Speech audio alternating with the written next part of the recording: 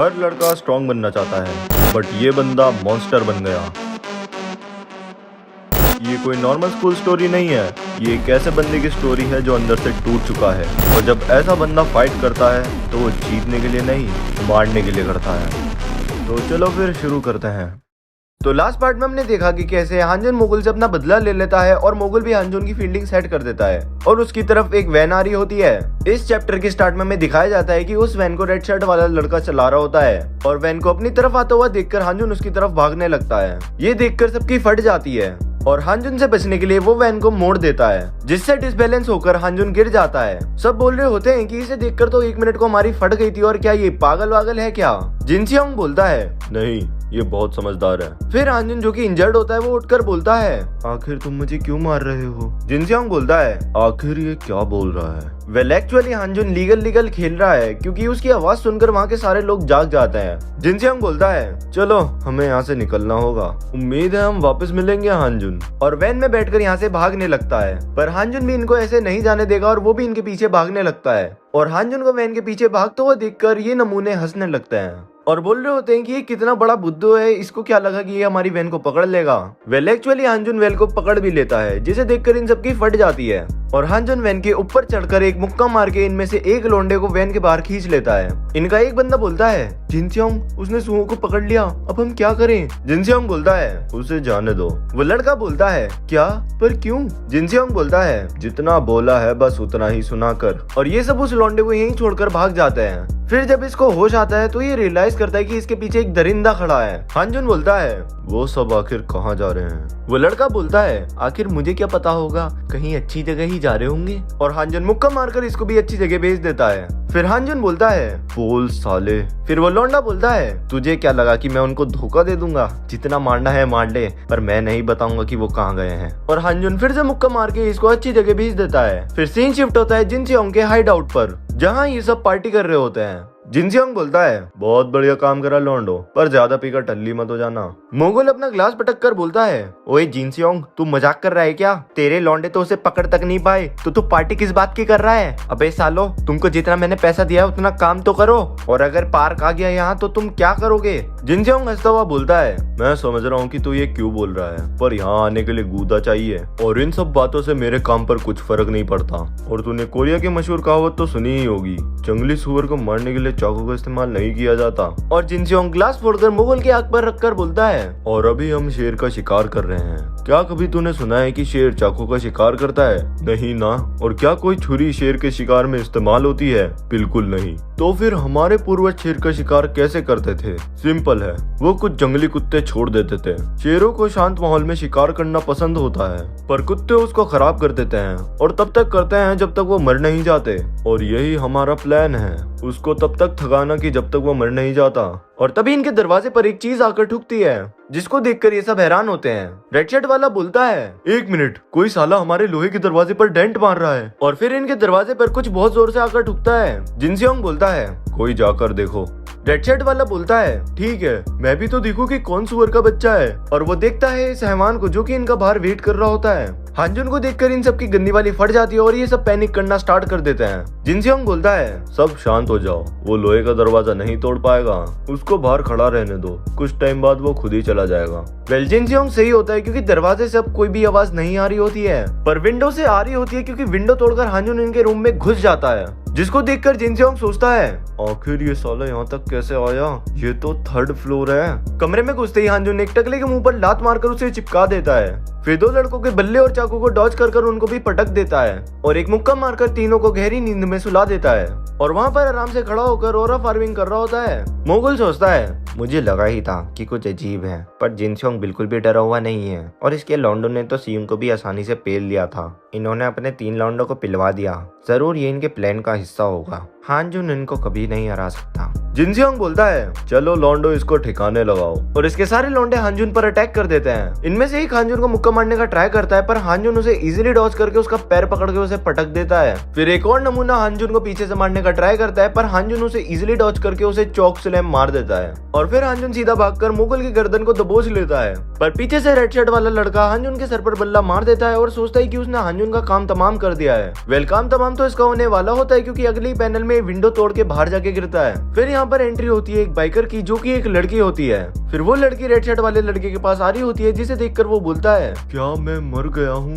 एक मिनट, क्या मैं हेवन में आ गया हूँ? वो लड़की बोलती है, क्या हांजुन ऊपर है? रेड शर्ट वाला लड़का बोलता है, हाँ मेरी एंजल, हांजुन ऊपर ही है, क्या तुम मुझे अपना नंबर। इसकी बात पूरी भी नहीं होती और इसके मुंह पे आके पड़ता है एक हेलमेट। फिर वो लड़की जूनू को कॉल मिलाकर बोलती है, हांजुन यहाँ पर घर के साथ साथ उन लोगों की भी तोड़ रहा है। जूनू पूछता है कि वो कहाँ है। वो लड़की बोलती है, ओ हमारे सीईओ को किसी की चिंता हो रही है। वैसे मुझे भी एक चीज परेशान कर रही है, क्या आप सुनोगे? जूनू बोलता है, जो भी है जल्दी बोलो। वो लड़की बोलती है, मैं ये डिसाइड नहीं कर पा रही हूँ कि इन दोनों पर्स में से कौन सा ज्यादा क्यूट है। मैं इतनी परेशान हूँ कि मैं तो आपको उसकी लोकेशन भी नहीं बता पाऊंगी। जूनू बोलता है, मैंने कुछ पैसे भेज दिए हैं। वो लड़की बोलती है, थैंक्स मेरी खड़ूस बॉस। जूनू बोलता है, अब बताओ कि वो कहाँ है। फिर वो लड़की बोलती है, वाह इस बार तो एक चेयर उड़कर आई है। फिर सीन शिफ्ट होता है हांजुन पर, जिसने इसके सारे लौंडों को सुला दिया है और मोगल को तो सुकूना जैसा बना दिया है। जिनसेओंग बोलता है, ठीक है मैंने मान लिया कि हम तुझे नहीं हरा सकते,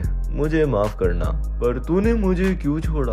ओ अब मैं समझा, तो तुझे मुझसे कुछ चाहिए, बता क्या चाहिए? पैसा, घर, मैं भेज दूंगा। हांजुन बोलता है, गलत, मुझे तेरी चाहिए।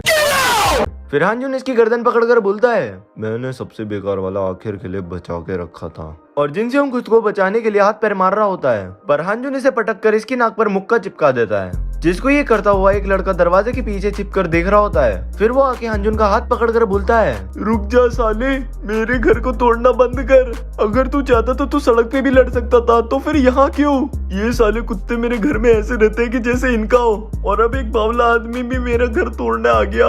आखिर मैंने तुम्हारा क्या बिगाड़ा है? फिर यहाँ पर जूनू आकर बोलता है, तूने तो पूरा घर ही तबाह कर दिया। फिर वो लड़का बोलता है, अब तू कौन है? क्या तूने इसे ऑर्डर दिया था मेरा घर तोड़ने के लिए? जूनू बोलता है, मैं ओएच ग्रुप का चेयरमैन हूँ, मुझे माफ करना जो भी यहाँ पर हुआ। जो भी तुम्हें नुकसान हुआ है मैं तुम्हें उसका 5 गुना दूंगा। वो लड़का बोलता है, साले तू तो अमीर बाप की औलाद है, ठीक है मुझे 10 मिलियन वॉन दे।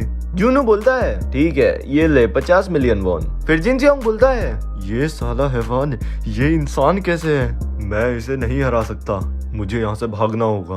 और सीधा बिल्डिंग से छलांग लगा देता है। पर हांजुन इसे पकड़कर बोलता है, बेटा मैंने कब कहा तुझे यहाँ से जाने को? जिनसेओंग सोचता है, अगर इसने मुझे ऊपर खींच लिया तो ये साला मुझे मार डालेगा। इसलिए वो हांजुन से बचने के लिए अपनी जीप से चाकू निकालकर हांजुन के हाथ पर मारने का ट्राई करता है और हांजुन उसे छोड़ देता है। जिनसेओंग सोचता है, मैंने कर दिया, अब तो मैं सेफ हूँ। पर ये बुद्धू ये भूल गया था कि इसने 3rd फ्लोर से छलांग मारी थी, इसलिए सीधा जाकर जमीन पे ठुकता है और लंगड़ा तो वह यहाँ से भाग जाता है। जूनू बोलता है, वाह इसकी जीने की इच्छा तो बहुत ज्यादा है। तभी पीछे से एक लड़का बोलता है, तुम साले बावलो, तुमने मौत को खुद ही गले लगा लिया। तुम्हें पता भी है कि उसका बाप कौन है? उसका बाप पीजे शिपिंग का चेयरमैन है। क्या तुम्हें नहीं पता कि एक सीमैन कितना खतरनाक होता है? जूनू बोलता है, ओहो ऐसा है क्या? फिर तो ये दिक्कत की बात है। फिर सीन शिफ्ट होता है जिनसेओंग पर, जो फटी हुई हालत में अपने घर आता है, जिसको देखकर उसका बाप हुएंग बोलता है, किस कुत्ते के बच्चे ने किया ये तुम्हारे साथ? जिनसेओंग सेज, डैड क्या आप 2 कमीनों को ठिकाने लगा सकते हो मेरे लिए? हुएंग बोलता है, पक्का तू यही चाहता है ना, पर आखिर ये सब किसने किया तेरे साथ? जिनसेओंग बोलता है, मैंने 2 कमीनों को खुद को मारने दिया। हुएंग बोलता है, अगर तू चाहता है कि मैं उन दोनों को ठिकाने लगाऊं तो नीचे देखकर नहीं ऊपर देखकर बात कर, बता आखिर तू क्या चाहता है? जिनसेओंग बोलता है, मैं तब तक नहीं सोने का जब तक मैं उनकी लाशें नहीं देख लेता। हुएंग सेज, अब करी ना तूने मेरे बेटे वाली बात। किम हमें 2 स्टील के बैरल चाहिए होंगे, हमें कुछ कुत्तों के बच्चों को सबक सिखाना है। फिर हुएंग अपनी गैंग को इकट्ठा करके एक बिल्डिंग में आता है जहाँ पर 2 लड़के खड़े होते हैं। उनमें से एक बोलता है, ओहो तो तुम 2 हाई स्कूल के लड़कों को पीटने के लिए गुंडे लाए हो। ये तो पक्का है कि किसी को भी बेकार मौत नहीं मरना, पर मेरे पास एक प्लान है।